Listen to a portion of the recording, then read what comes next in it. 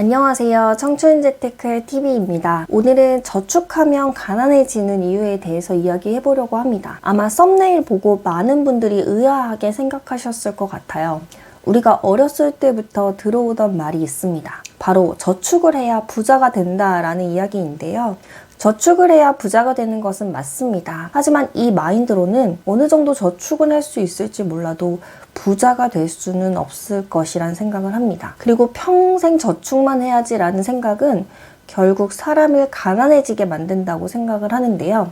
오늘은 저축하면 가난해지는 그 이유에 대해서 이야기해보려고 합니다. 저축하면 가난해진다고 말씀드렸는데 이건 다른 사람 이야기가 아니라 바로 제 이야기입니다. 제가 재테크에 대해서 본격적으로 공부하기 전에 이런 생각을 했던 적이 있었어요. 맞벌이 하면서 한 명 소득으로 생활하고 한 명 소득은 쓰지 않고 저축만 하면 1년에 모을 수 있는 돈이 약 5천만 원. 그리고 그렇게 10년을 모으면 5억이니까 이 돈으로 노후 준비를 하면 되겠다. 이런 생각을 했고 그렇게 열심히 저축을 하고 또 저축을 했습니다. 그런데 이 생각에는 굉장히 큰 허점이 하나가 있었어요. 아마 과거에 금리가 20% 가까이 하던 시절이면 맞는 이야기일지도 모릅니다. 그런데 지금은 정기예금 금리가 3%대인 시대이죠. 그런데 여기서 아셔야 할 것이 물가 상승률은 그 이상이라는 것입니다. 그래서 아마 처음 생각대로 저축만 했다면 10년 뒤에 제가 모은 돈은 5억이겠지만 그 돈은 실제로 5억보다 못한 가치를 주게 될 거예요.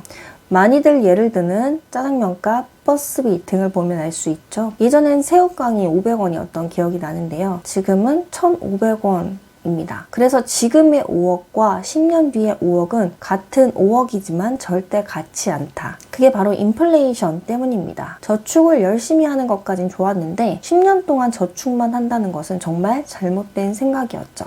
여러분들이 재테크를 시작할 때 가장 먼저 알아야 하는 개념이 바로 인플레이션인데요. 다른 말로 하면 화폐 가치 하락입니다. 내가 10,000원을 가지고 있다고 가정을 해볼게요. 이 10,000원은 시대에 따라 값어치가 다릅니다. 과거에 10,000원이라면 짜장면을 10그릇 넘게 먹을 수 있었고요. 지금의 10,000원으로는 한 그릇 정도 먹을 수 있겠죠. 그리고 10년 뒤에 10,000원으로는 짜장면 한 그릇도 먹지 못하게 될 것입니다. 이게 바로 인플레이션이라는 이름으로 다가오는 물가 상승입니다. 첫 번째 질문으로 넘어가 볼 텐데 우리가 가난을 면하기 위해서 해야 할 것은 무엇일까요? 만약에 아직까지도 저축이 최고의 투자이고 노후 준비는 저축으로 가능하다라고 생각하는 분들이 계시다면 지금부터 하는 이야기를 잘 들어주셨으면 좋겠습니다. 저축은 물론 중요하지만 그 비중이 각 단계에 따라 달라져야 한다고 생각을 하는데요. 사회초년생 때는 무조건 저축을 1순위에 두셔야 합니다. 사회초년생 분들이 가장 많이 하는 재테크가 바로 주식인데요. 젊은 분들 중에 주식으로 경제적 자유를 잃은 분들이 몇이나 될까요? 사회초년생은 월급도 많지 않은데 그 많지 않은 월급으로 주식을 하다 보면 마이너스 통장까지 끌어쓰게 되고 결국 손해를 보는 경우를 많이 보게 됩니다. 사회초년생이신 분들은 무조건 저축만 하시되 그 외에 투자 공부도 함께 병행해 나가야 합니다. 돈이 어느 정도 모인 시점이 되면 돈을 모으기만 하는 게 아니라 이 목돈으로 실전 투자를 진행해야 하는데요. 이 목돈이라는 개념은 사람마다 다 다를 것입니다. 누구에게는 1,000만 원, 누구에게는 5천만 원, 누구에게는 1억이 될 텐데요. 각자 연봉이 다르고 연간 모을 수 있는 금액이 다르기 때문에 중요한 것은 자신의 3년 뒤, 5년 뒤 재무 목표를 설정하는 것이에요. 저축을 시작하기에 앞서 나의 재무 목표를 설정하고 목표를 실천해 나가면서 꾸준히 자산을 불려나가는 것, 이 3가지 단계가 반드시 필요하다고 생각을 합니다. 그럼 우리는 어디에 투자를 해야 할까요? 투자에는 종류가 굉장히 많이 있습니다. 금, 채권, 달러, 주식, 펀드, 부동산. 부동산만 해도 상가도 있고 토지도 있고 지식산업센터, 아파트, 빌라. 세상에 투자 종목이 굉장히 많습니다. 그런데 투자 종목은 다양하지만 투자의 원칙은 아주 단순하고 심플합니다. 바로 싸게 사서 비싸게 파는 것. 어떤 자산이든 싸게 사서 비싸게 파는 것이 투자의 기본 원칙이라고 생각을 합니다. 저는 많은 투자 대상들 중에서 부동산에 관심을 가지라고 추천을 드리고 싶은데요. 과거부터 지금까지 땅 가격을 살펴보면 주춤했던 적은 있으나 꾸준히 계속 상승한 것을 알 수 있습니다. 부동산은 땅을 기반으로 하는데요. 땅은 공산품처럼 무한하게 찍어낼 찾아낼 수 있는 게 아니라서 공급이 제한적이라는 점이 가장 큰 장점입니다.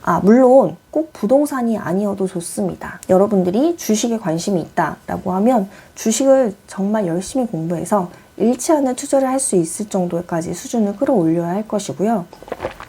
제가 여기서 드리고 싶은 말씀은 돈을 차곡차곡 모으면서 저축, 투자, 자산 상승의 사이클로 가야 한다는 점입니다. 이런 얘기를 하면 요즘 같은 부동산 폭락장에 무슨 소리냐? 주식은 너무 많이 오른 것 아니냐? 앞으로 더 하락하는 것 아니냐? 이런 이야기 하시는 분들이 계실 거예요. 요즘 물가며 자산 가격이 많이 오르긴 했는데요. 장을 보러 가도 식료품 가격이 옛날 가격이 아니더라고요. 식자재 값만 오른 게 아니라 모든 게 다 올랐습니다. 최근에 집값이 많이 떨어지면서 그동안 상승했던 분을 반납해서 2년 전, 3년 전 가격으로 돌아간 곳이 많은데요. 아마 집값이 떨어지는 시기에는 더 집을 사기 힘들 거라는 생각이 듭니다. 그리고 집값이 떨어졌다 한들 사회초년생들에게는 몇 억이나 하는 돈이 결코 적은 돈은 아니죠. 꼭 이번 기회가 아니더라도 기회는 반드시 다시 오기 때문에 돈을 모으고 투자를 해나가는 이 과정을 꾸준히 반복해 나가셨으면 좋겠습니다. 아주 진부한 말이지만 기회는 반드시 다시 오거든요. 제가 금융권에서 근무하면서 아주 큰 기회가 3번 정도 왔습니다. 2008년,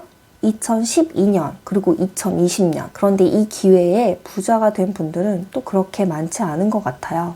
기회는 늘 위기의 이름으로 다가오기 때문에 미리 준비가 되어 있지 않으면 이게 기회인지 알 수가 없거든요. 지나가 버리고 나면 그때야 알게 되는 것 같아요.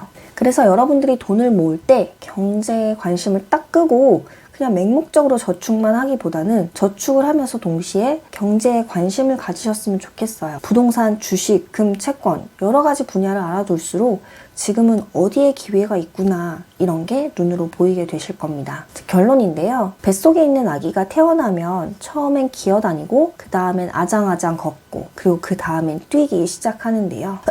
저는 저축은 부자가 되기 위한 첫걸음이라고 생각을 해요. 그런데 우리가 걸음마만 해서는 뒤처지게 되듯이 걷기 시작했으면 언젠간 뛰어야 하는데요. 그 뛰는 것이 바로 투자에 해당한다고 생각합니다. 걷지도 못하는 아이가 뛰기 시작하면 넘어지는 것과 마찬가지로 저축도 하지 않은 상태에서 투자부터 시작하는 건 제 기준으로는 순서가 잘못되었다는 생각이 들고요. 그렇다고 저축만 해서는 평생 걷기만 할 테니까 그것 또한 속도가 많이 뒤처지겠죠. 그래서 기어다니고 걷고 뛰고 이 순서를 꼭 지키셔서 재테크 역시 스텝 바이 스텝으로 순서대로 천천히 차근차근 이뤄나가셔서 원하시는 경제적 자유를 이루셨으면 좋겠습니다. 지금까지 영상 시청해주셔서 감사합니다.